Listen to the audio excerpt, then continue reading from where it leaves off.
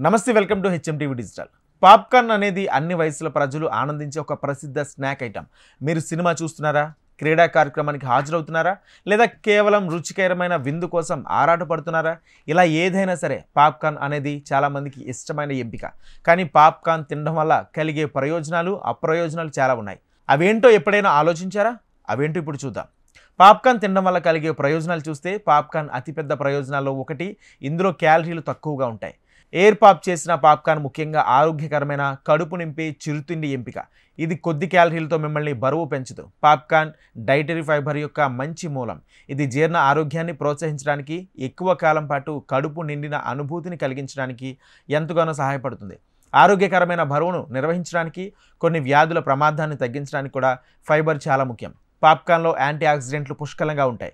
ఇవి free radicals వల్ల కలిగే నష్టం నుండి మీ కణాలను రక్షించడంలో సహాయపడతాయి. యాంటీ ఆక్సిడెంట్లు మంటను తగ్గించడంలో, దీర్ఘకాలిక వ్యాధుల ప్రమాదాన్ని తగ్గించడంలో కూడా పాత్ర పోషిస్తాయి.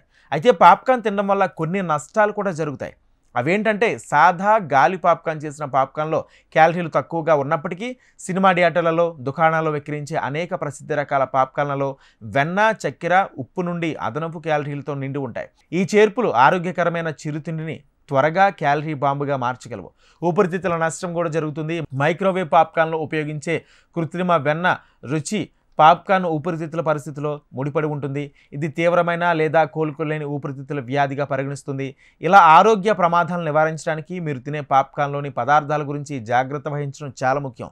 పాప్కార్న్ చాలా గింజలు గట్టిగా ఉంటాయి. ఒక్కోసారి దంతాల మధ్య సులభంగా చిక్కుకుపోతాయి. ఇది చిగుళ్ల వ్యాధి వంటి దంత సమస్యలకు దారితీస్తుంది. దంత సమస్యలు నివారించడానికి పాప్కార్న్ తినేటప్పుడు మంచి నోటి పరిశుభ్రత పాటించడం చాలా ముఖ్యం. కొంతమంది పాప్కార్న్ తిన్న తర్వాత ఉబ్బరం, గ్యాస్, అజీర్ణం వంటి జీర్ణ సమస్యలను అనుభవించవచ్చు.